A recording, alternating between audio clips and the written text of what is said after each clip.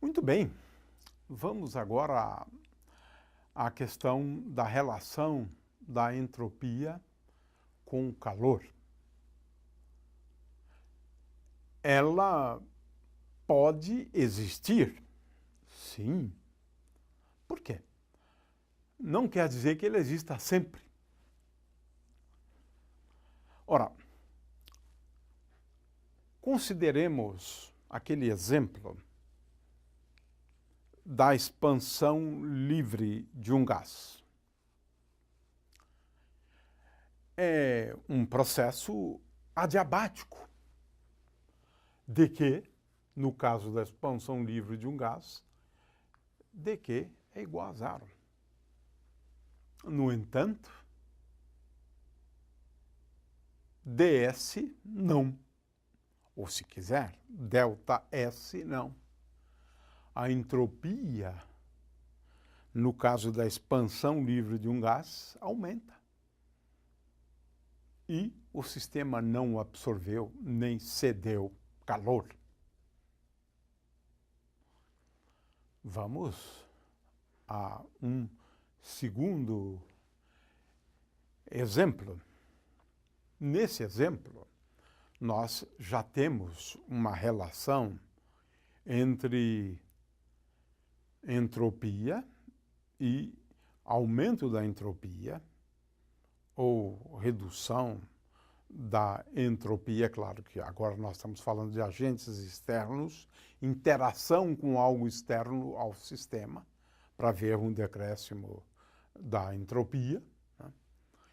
Mas o fato é que a segunda lei da termodinâmica estabelece que a entropia sempre aumenta e que ds, esse incremento da entropia, é maior ou igual à quantidade de calor absorvida ou cedida pelo sistema dividido pela temperatura do mesmo. Essa é a formulação da segunda lei da termodinâmica. Eu dei aqui um exemplo, né, onde a entropia aumenta, né? Portanto, nesse caso, dq igual a zero, mas ds, nesse caso, aumenta a despeito de o sistema não ter absorvido ou cedido calor. Para processos reversíveis, então, quando eu considero uma transformação reversível, onde o sistema vai de um estado A até um estado B, então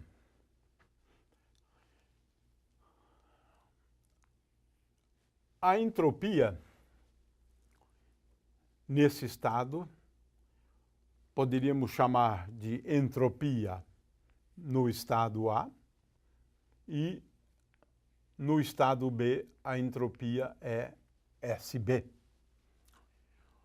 O fato é que a variação de entropia, ela não depende do caminho para se ir de A até B.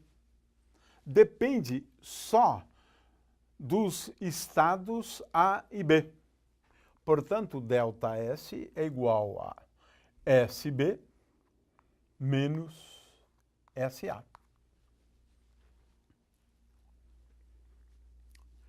Ora, quem é SB menos SA? Eu tenho aqui a integral, portanto, de ds, quando vamos de A até B. Portanto, a integral de ds é uma função que depende, por exemplo, da energia em A e o volume em A. Eu não estou especificando, né, as variáveis das quais a entropia depende. Estou apenas escrevendo SB e SA. Então, a integral de ds de A até B é igual a SB menos SA. E só depende dos estados A e B e não depende do caminho. É claro que isso aqui pode ser escrito também em termos de uma integral, né, de dq sobre t, e essa conta a gente vai fazer algumas vezes, né, da integral de dq indo de A até B, sendo que a gente vai definir isso aqui um pouco melhor. Então, a formulação da segunda lei pode ser feita da seguinte forma, levando em conta, então, transformações, né, reversíveis, SB menos SA é igual à integral de A até B de dq dividido por t. É claro que, de acordo com a segunda lei da termodinâmica, se eu considerar, né, um ciclo, né, ou uma transformação cíclica, onde o sistema começa num ponto e volta para o mesmo ponto, para o ponto A, então SB menos SA é igual a zero. Portanto, se nós estivermos falando de uma transformação cíclica, nós vamos utilizar isso aqui para determinar, por exemplo, o rendimento de uma máquina de Carnot, né? A SB é igual a SA. Então, ao longo de um ciclo qualquer, dq sobre t, agora vou omitir o A, porque é um ciclo, então é de A até A, né? Isto é igual a zero.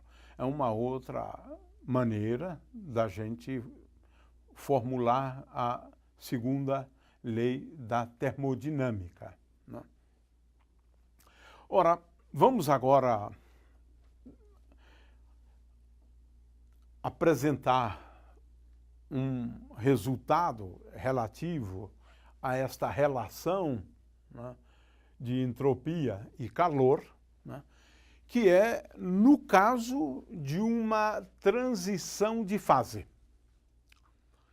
Ora, ao longo de uma transição de fase, vamos agora escrever, né, esse processo. Ele é um processo que pode ocorrer sempre nas duas direções, né? Tanto pode ocorrer a fusão quanto a solidificação, né? Então, no caso de uma transição de fase, nós podemos escrever que ds está relacionada ao aumento, ou melhor, a entropia está, ou o aumento dela está relacionada a uma certa quantidade de calor que o sistema recebe ao longo de uma transição de fase, dividido pela temperatura, de forma que a temperatura é constante. Eu estou falando de qualquer transição de fase, quer seja fusão, vaporização, né, ebulição da água, por exemplo, em qualquer transição de fase. Ora, se a temperatura é constante, né, então o ΔS, como a temperatura é constante, é igual a 1 sobre T. T é a temperatura na qual ocorre a transição de fase. Essa temperatura é igual a 273,15, no caso da transição de fase do gelo para a água, e é mais 100 para o caso da ebulição, transformação da água em vapor, por exemplo. Ora, ΔS é igual a 1 sobre T vezes ΔQ, porque a temperatura se mantém constante. No caso de uma transição de fase, a quantidade de calor absorvida ao longo de uma transição de fase, estamos chamando essa quantidade de calor de ΔQ, ela é proporcional à massa da substância, por exemplo, a massa da água, vezes L, onde L é o calor latente. O calor latente é característico da substância. O fato é que agora nós podemos expressar a variação da entropia no caso de uma transição de fase. ΔS é igual a 1 sobre a temperatura da transição de fase, vezes a massa da substância. Então, é M dividido pela temperatura, vezes o calor latente. Ou seja, ao longo de uma transição de fase, da fase sólida para a fase líquida, ao longo da transição de fase, a temperatura se mantém constante e eu posso calcular o aumento de entropia. Sim, ΔS é dado pela massa da substância, vezes, dividido pela temperatura, vezes o calor latente. E já apresentamos algumas tabelas de valores de calores latentes, né? Porque eu tenho, no caso da água, estamos falando de 2, né? Temos o calor latente quando estamos falando da transição de fase, na qual o gelo